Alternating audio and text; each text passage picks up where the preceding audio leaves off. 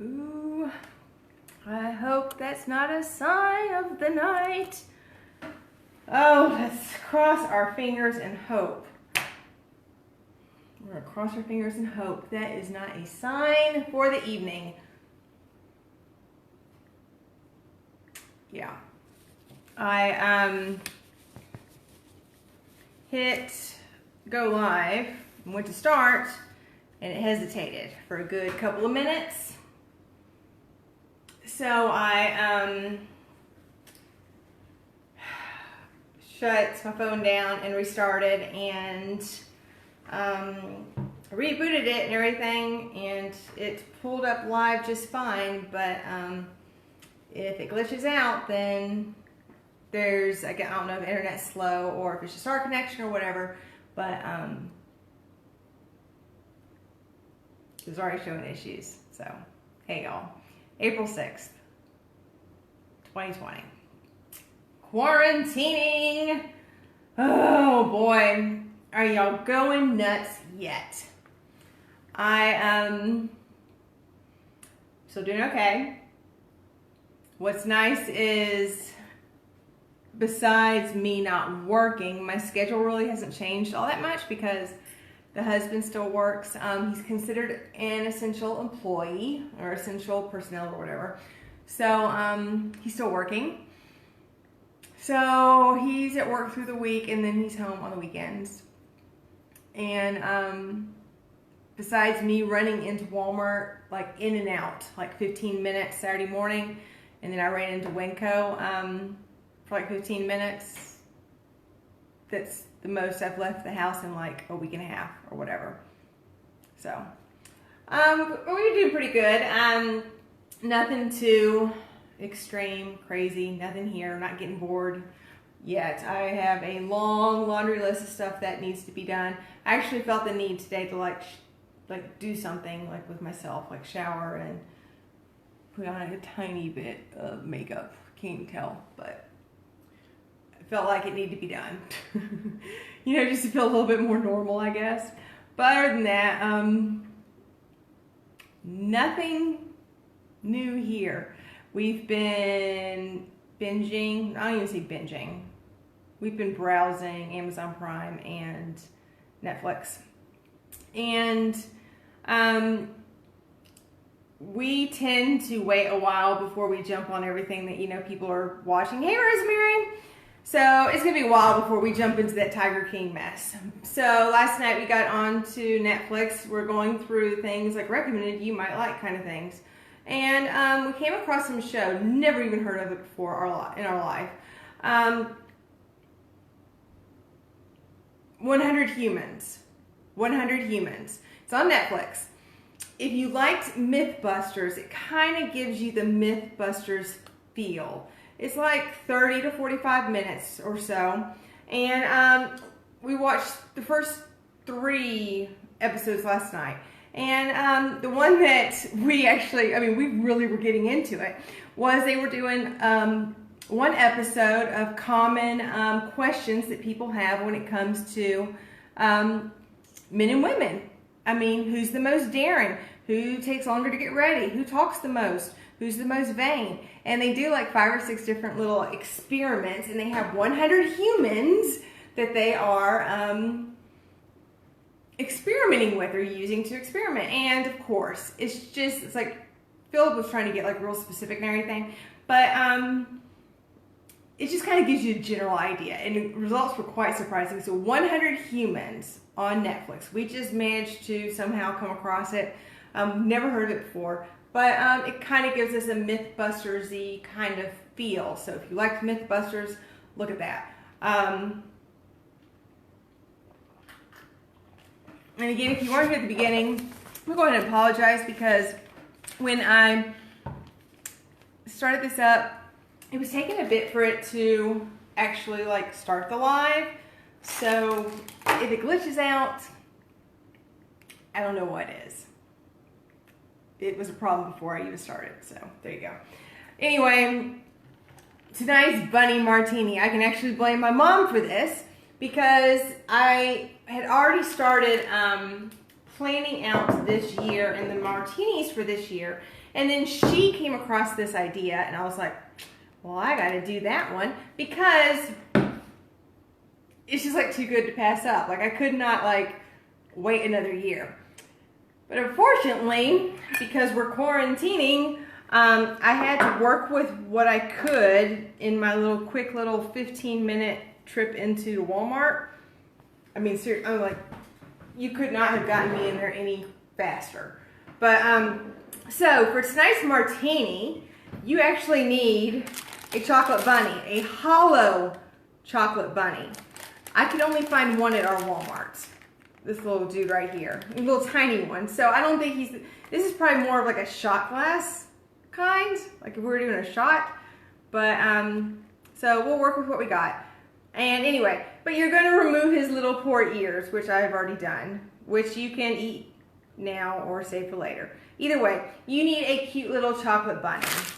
Like I said, if this one's really good, we can give the credit to my mama. If it's really bad, we can blame my mama. Okay, so for tonight's martini, you need salted caramel vodka. All I have is Kissed caramel, so hopefully that works. You need chocolate liqueur. Guess what? All I have is cream de cacao, whatever it is. So we're gonna have to make it work. And half and half. And of course, one chocolate bunny that you have removed his poor little ears. So what we're gonna do is, and half and half. I don't know if I said that. You need 1 part of vodka, 1 part chocolate liqueur, and then a splash of half and half. So I'm gonna do that while I keep talking. So anyway, I've actually been doing a lot. I've got a massive to-do list, and I've been actually knocking a bunch of stuff off my list, but at the same time I've been adding a ton of stuff to my list. Because unfortunately I have a feeling this little quarantine thing is going to last a whole lot longer than the end of the month. Because it just will. We're just now getting to the where they're saying that it's going to get bad in this next week. So I have a feeling we got a couple months of this mess. So anyway, I've been knocking out a bunch of my stuff on my to-do list. I've been adding more and more and more. So I've been keeping busy. So there's that. But at the same time, we're gonna see what happens next week when I don't want to do anything else on my list, and I would rather just like sit and cry because I can't do everything outside of my home that I want to do, which is really nothing. Because any other time you'd have to beg me to leave the house, but now I'm forced to stay home. Okay, so you shake all that up and put that to the side. You're gonna get a little chocolate bunny, and I have this tiny, tiny, tiny little funnel thingy because I think that I don't know if I could pour that in there. Yep, we're gonna pour what we just shook up into that. But I'm gonna use this little funnel thingy because my chocolate bunny is like super, super tiny. And then I'm gonna put it. Ooh, oh no. And then I'm going to put my chocolate bunny inside my martini glass because I have a feeling this alcohol is like going to eat through the chocolate bunny. It's a good mixture though.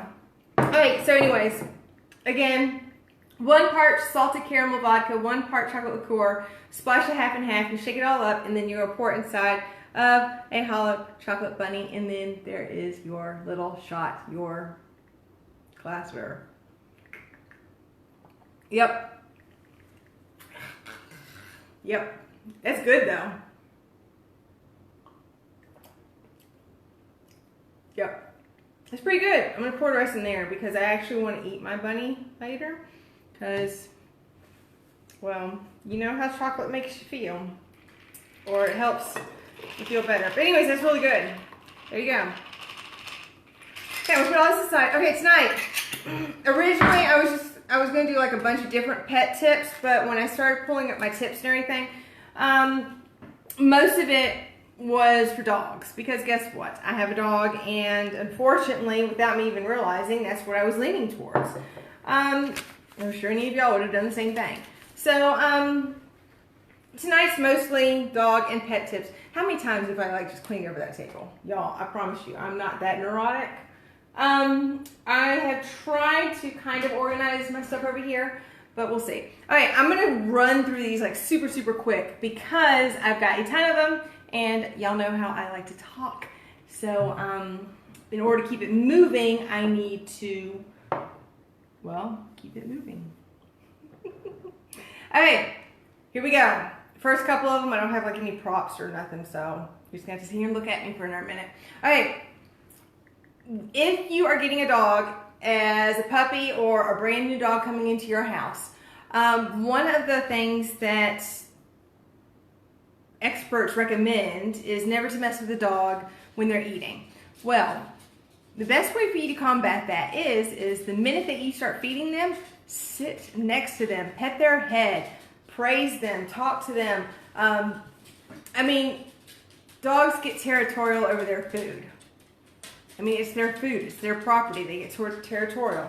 So sit next to the puppy while they eat, rub their ears, play with them, praise them. I mean, put the food in your hand and let them eat it out of your hand. That's one of the best things you can do is just interact with them while they eat. That way, so later on, years later, I mean, they're used to it. That way, so if, you know, we don't have any children, but we've had children come to our house at the time it's time for us to feed Riley, and they go over and they pet his head. We don't want to ever be scared that he's going to snap at them. So that's something that we've done since the beginning with Riley. So it's just one of those things you just, you know, just do with your pet as soon as you get them. That way so they get used to it. This one is probably my absolute favorite, and I probably should have saved it to last, but this one's mind-blowing to me. I don't know so much about dominance, establishing dominance, but this works. I used to work at a pet store when I worked when I went to college. When I went to college, I worked in a pet store, you know, during summer breaks, holidays, all that kind of stuff. And I had a boss at the time. She was a tiny, tiny, tiny little New Yorker. I mean, she was like 90 pounds, tiny little lady, just as spicy as could be. She raised German Shepherds. I mean, she had some big, bulky German Shepherds. And we had a German Shepherd puppy that came into our store and unfortunately stayed with us months later. And it was a good 6 months or so before we were able to find a home. But before then, he started getting a little snippy, started getting a little aggressive. The energy levels would get super, super, super crazy. So this is one way for you to assert who's boss. When the dog starts acting out, whether they're getting snippy, they're aggressive, they need to calm down, you immediately take that dog, flip it over on its back on the floor, of course, and you lay on top of it. Don't put your weight on the dog, please don't. But you lay on top of the pet, you take your nose and put it against their nose. You're eye to eye, nose to nose to that dog. Seriously. Hold its paws if you need to. Guess what? That dog, I mean, it may take 5, 10, 15 minutes, but eventually they start loosening up. They just kind of give up. And it just shows that you are in control, not them. This little 90-pound woman that was my boss at the time did this to this 6-month-old German Shepherd that was going cuckoo crazy in the pet store when we worked there. And she did that once to this dog. And for the next month that we had this dog, she could snap and that dog came right over. I mean, she'd snap and she'd point, that dog would come and sit underneath her finger. Blew my mind. Blew my mind. You're establishing that you're in control, not them. But the biggest thing is that when you put them over on their back, you are eye to eye with them, you're nose to nose with them. You don't give up. They don't until they have just like completely lost. I mean, you'll feel them just kind of release the tension and everything. I did this to Riley the very first time we brought him into the house. He was 11 months old. He was a puppy. And did this to Riley as soon as we walked into the house. It was probably, I mean, it was that evening. It was a couple hours later, of course. But did that evening. And guess what? I think we only did it once or twice with him.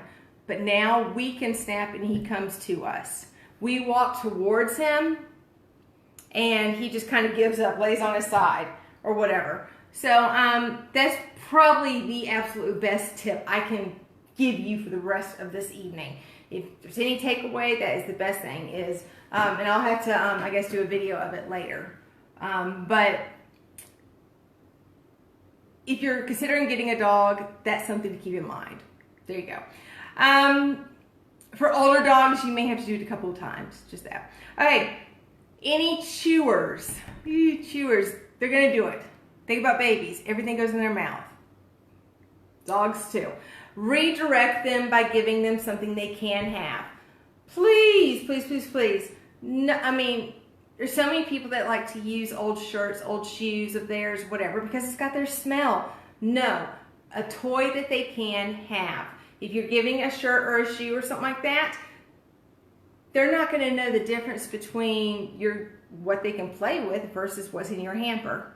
There you go. Like kids, dogs learn better and quicker through play. Simple as that. Make everything a game. Let them lose some, win more with treats. Holds their attention and they stay engaged. This one I came across when I was searching for tips. Teach them to play catch with popcorn. Popcorn. Pop a bag of popcorn. Teach them to play catch with popcorn. It's safer than throwing an object. If you want them to play catch with the ball and you're throwing a ball at their face, guess what? It's hitting their face. Popcorn's gonna hit their face, it won't hurt them. It's light, it's fluffy, it's yummy, so they're gonna be more likely to enjoy it and learn it. Chasing bubbles. Riley did at the beginning. He loved it. He quickly was just like, this is for like, yeah, I'm too smart for this kind of thing. Puzzle toys. Riley is very, very, very motivated by food, even more so now. Before we could do this and nothing even had to be underneath the balls, nothing had to be in the toy. But now, unless it's got food, he ain't doing it. Okay, there's tons of puzzle toys. There's tons of challenging. We had one at one time that was this puzzle where he had to slide this piece, this one, and this one. And underneath each piece was like a treat or something. Yeah, he figured that out quick. He's done with that now. But now we've got all these different things that we do now that, and I'm probably pouring out too much. This is probably what. But this is actually my favorite one that we do. And it's just a dollar store muffin tin, some tennis balls. And then what we do is we just throw, we don't put them in every single one. We may only put one in there, maybe put some. But anyway, we just put some Cheerios. In fact, what's funny is we don't even buy Cheerios, we only buy it for the dog. In fact, I did this dog-O's. We keep it upstairs next to where we hang out the most because that's where, I mean, every single night he knows after dinner, after we get done eating, it's time for his dog-O's. So anyway, most of the time we do it in his little ball, which I'll end up showing later. But a simple muffin tin and some tennis balls. Just distribute them however you want, throw the balls on. Of course, you're going to put tennis balls all over your living room. It doesn't matter. This is one, if you have a dog that has lots and lots of energy and it's exhausting to exhaust them, downhill fetch. If you have a hill somewhere that you can play on that's, of course, you know, doesn't have a lot of traffic or anything like that, a ball, just roll it down the hill. Let them chase after the ball. they're gonna grab the ball, and then of course they're gonna have to come back up, which exerts more energy. So downhill fetch. And I tried to sort these into like little categories. But it didn't work all that well.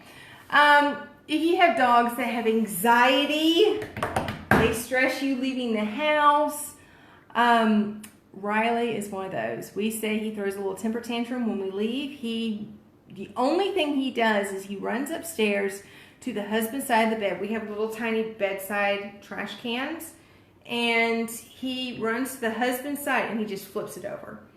He doesn't chew anything in there. He doesn't rip anything apart. He just flips it over. Sometimes he may push a couple things out onto the floor, but that's all he does. He throws a little puppy temper tantrum. Anyway, make sure they have a safe, quiet place that they can go to. That when they go to that place, they're telling you that that's when they want to be left alone. They go to for comfort. Riley has a bed underneath our stairs downstairs. We don't hang out downstairs very often, and we have a bed that's underneath the stairs there. And it's kind of dark, it's a little bit cooler, and it's kind of by itself. So that's just where he goes when he wants to be left alone. If possible, have another dog. Just like us, we are better with other people. Sometimes it's just better to have someone around so you can entertain each other. It's more comforting. During storms, this is something I learned that was kind of fascinating. I'm about to look more into it. Storms. The reason why a lot of pets get stressed during storms is because static electricity builds up. Where does it go? It collects in their fur. Random, I know. Static electricity builds up, it collects in their fur and becomes bothersome. You think about it, if you all of a sudden you got like this extra layer on you or whatever, it becomes bothersome. The suggestion that I saw was to get a blanket. Riley's got a couple of blankets that are his blankets. Just throw a dryer sheet into it. I'm not a fan of dryer sheets, but if it works, it works. Throw a dryer sheet in with the blanket and have it available for your pet. That way, so they can feel comfortable and they won't have that static built up. Also, thunder shirts. Hit or miss with many thunder shirts. Try them. Look them up. If they got separation anxiety, before leaving, we used to do this with Riley all the time, before leaving your house, like seriously, you've got your purse on, you are getting ready to walk out the door. Their favorite treats, go and hide them around the house. Go upstairs, hide one or two upstairs, hide a couple downstairs. We did this with Riley a lot at the beginning. It keeps him occupied for a good 15-20 minutes after we leave the house. I mean, we put a little camera up or whatever so we could see. But hide treats as you're getting ready to walk out of the house. It becomes a positive experience. You leaving the house is no longer something they dread because they're getting treats. They're excited looking for treats and they don't notice you leaving. Kongs. If you're not familiar with Kongs, this one is well loved. And we've had this one for as long as we've had Riley. He'll be 9 next month. And we've had this one. I mean, it's got a cookie in it or whatever. Kongs, wonderful. They last forever. Make sure you get the name brand Kong. We've tried the others that claim they're the same thing. They're not. You can stuff a treat in it. The husband actually bought treats that were made for it, and they were stupid expensive. We just buy the little milk bones for Riley and shove them up in there most of the time. You can shove peanut butter in there and give it to them, or you can freeze it. Lasts longer. Kongs that work wonderfully. And then if you got a dog that's got like bad breath, you can put like doggy toothpaste on the treats that way, so as they're chewing it, freshens their breath. Another thing, I'm trying to look at my notes too. Marrow bones, these are really good. They're super, super hard. These are not ones that you can like throw or nothing. And they got like stuff on the inside. We've got a dog that's like highly allergic to everything. So most of ours are just like peanut butter or beef and peanut butter. But anyways, they will spend hours upon hours because guess what? Their little tongues can't get all the way in the inside. So the little marrow bones, awesome. And you can for all sizes and everything. All right, if you have a dog that eats too fast, which Riley's got Cushing's, and that's one of those things with Cushing's is they are forever hungry. You cannot, I mean, until he got on medicine, we could not control his appetite. Anyway, if you got a dog that eats too fast, and I already know, I'm like 3 minutes till, and I'm like, I still got more to do. If they eat too fast, just a second. Back to that muffin tin, you can easily take their dog food and divide it into all the holes and just let them eat, because guess what? That forces them to slow down. It's not all in one pile, so it's actually slowing them down. That way so they're not gulping in as much air. You can do that, or with their bowl, take a heavy object, a can of food, heavy can of food, put it in there, put their food in. Now they have to eat around it. Again, it just slows them down. You want some way to slow them down. This one is one of my favorites. Instead of buying anything, you don't even have to throw a can of food in there. Flip it over. If your bowl has that space right there, look at that.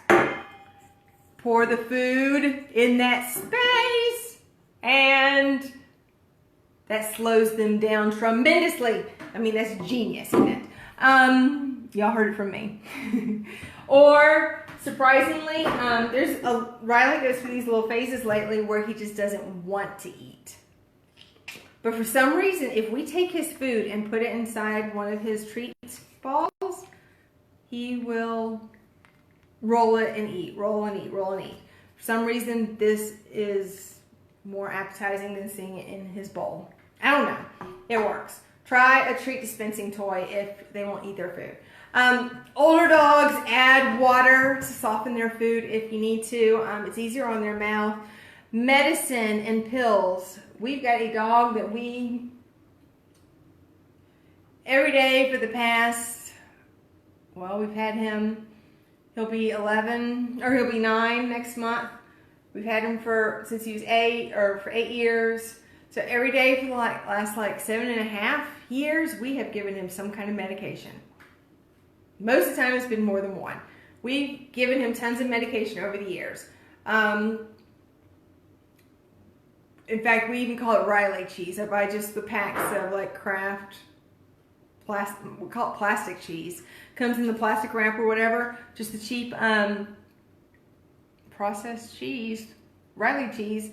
And anyways, we'll pinch off a tiny little bit there, wrap a pill in it, and give it to him. That's what we do every morning.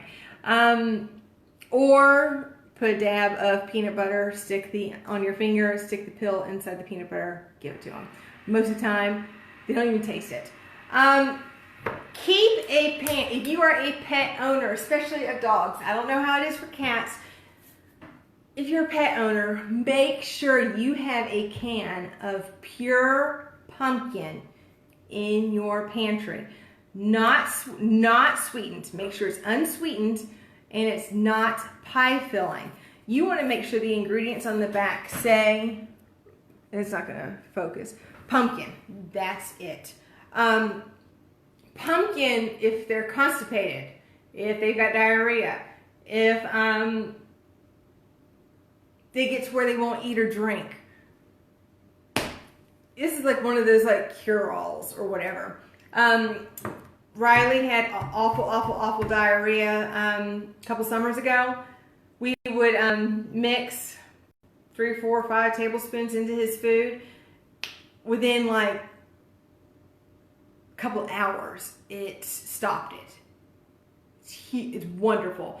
And the thing is, it's got tons and tons of water in it. So, of course, with diarrhea, they're more likely to be dehydrated. So that gives them that hydration back. If they won't eat or drink, they're more than likely going to eat pumpkin. So that will also help there. It's also a great support for their immune system, or if you've got a dog that has problems with its weight. A couple tablespoons in their food helps with weight control. And I know it's after 6 or whatever, but we're going to keep on going because I only got a couple more. If you got pet hair issues, a squeegee, rubber gloves, put them on your hands, run them up and down your furniture or whatever. Packing tape, dryer sheets will pick it up. If you're heading into summer with a pet, you already know, you'll be extra mindful of this. They get hot a lot quicker than we do. They got a coat of fur on them. A small wading pool. We've got videos of Riley from when we first got him. He just bounced in and out of it. He loved it. We would just throw a couple of his favorite toys in and he loved it. Small little wading pool, nothing big. Ice trays. You can easily fill ice trays up with water. You can put a little piece of fruit in it, or some of their favorite treats. With something like this, I would do like this little piece of fruit. This looks for smaller dogs. For bigger dogs, fill this up with water, and then I would put it in the freezer for like an hour. After an hour, well, about 45 minutes or so, stick a couple of their favorite treats in there, and then close it back up. Put it in the, well, don't close it up. Just put it in the freezer. And then when they're outside, you can pull it out, and they've got their frozen block of ice with their treats in it. So it will give them some, kind of a game to play with, and it's hydrating, and it will help regulate their body temp. Before you go on walks, I don't think I have to tell anybody here, but before you go on walks, put the back of your hand on the pavement. If you can't hold it there for 5 seconds, you can't take them for a walk. It is what it is. It's simple as that. Or if you're wearing flip-flops or whatever, take it off, step your foot on the pavement, hold it there for 5 seconds. If you can't hold it there for 5 seconds, then you can't take them for a walk.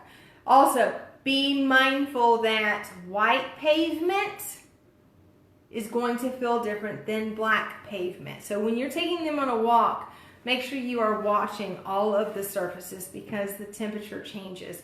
And unfortunately, those little paws, they can't handle that heat.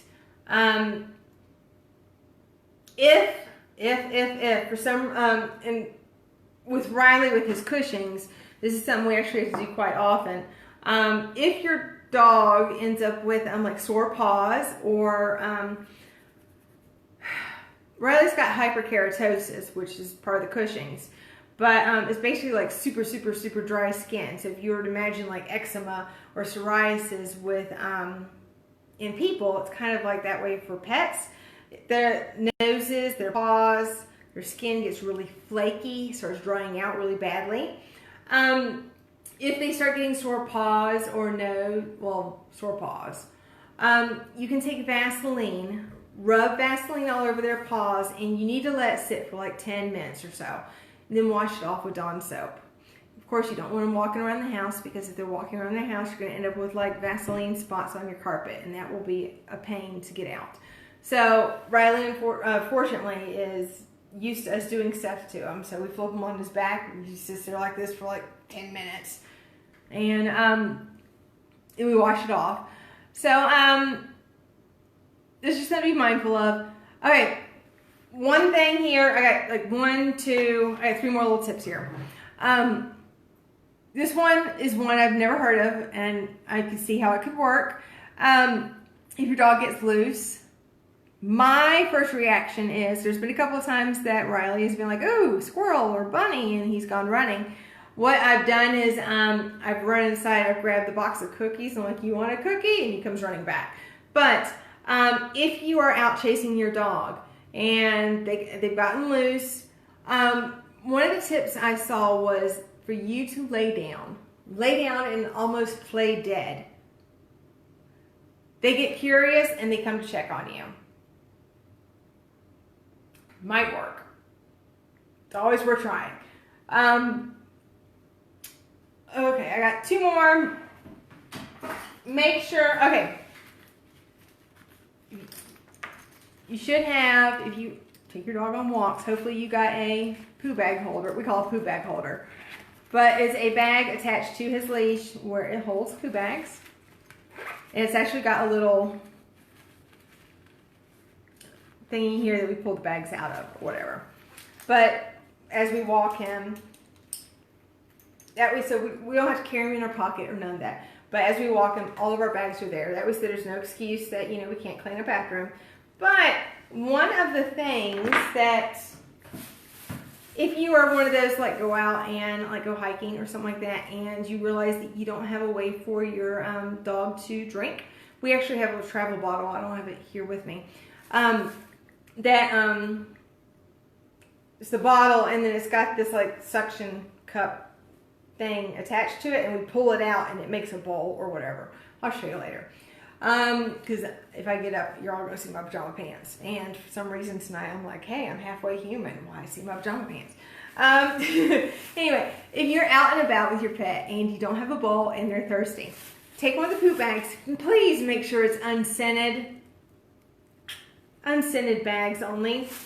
You can actually take one of the bags, you can put water in it, and you've got a little makeshift bowl to give them water. Just that. Last one. One of these ones that we probably all forget about. As your dog grows, as they get older, as they age, make sure you're checking their collar to make sure that it is adjusted for their, you know, how they're growing. Just like us, we get older, we don't always see the same shape. So make sure you are checking their collar often and making sure that you're able to put, you know, 2 fingers in that way, so it's not too tight. So always make sure that that collar is the right size for your pet, because you would hate to be on a walk and all of a sudden they just slip out. Unfortunately, it happens. Okay. There we go. We made it through. If you're still around with me, please give me a little like or a happy face or love or something. Some kind of signal or something. All right, next week. I am kind of stumped for next week because I don't really, I mean, I want to do what I've got planned, but at the same time, I don't want to go shopping just for it. Yeah. So, depending on what happens, I may change my mind for next Monday night. But the plan right now is to do a couple of cheese ball recipes. It's completely random, I know. But when I taught, we had a parent that every year at Christmas, they brought us this great big heavenly cheese ball. And it was my favorite thing. We looked forward to it every year at Christmas. They would come home, or they would come to the center with a great big cooler full of these cheese balls they'd made, and they'd give it to us. And seriously, I would go home, and that was the only thing I ate over the weekend. Just dipping crackers into this cheese ball. So, so, so good. So, right now, that's the plan for next Monday night. But that means that I may have to go grocery shopping, which I may have to anyways, just to grab, you know, like milk. But if I don't have to go grocery shopping, I may end up doing something else. And there's been a couple of those like drawing tutorial things shared, like how to draw Disney characters, how to draw your favorite animal, kind of thing. So I may do that instead. Give me your opinions. Or is there something completely else that I should do next Monday night? Give me your idea. Give me an idea so I don't have to go shopping over the weekend. So I can stay home. There you go. So, oh, and the martini is the salted banana. Random, I know. Next Monday night's going to be completely random, y'all. And that's how it's going to be for the next probably couple of weeks, probably months, because that's where we are now. So, send me your ideas for Facebook Lives, what you want to see, and what we should do and hang out, because y'all aren't doing anything else. So hopefully you're hanging out with me and enjoying it. So anyway, like I said, give me a like, give me a love, give me your ideas. Facebook, Pinterest, Instagram, YouTube, give me your ideas, and like them, share them, love them, and I will see y'all next Monday. Bye, y'all.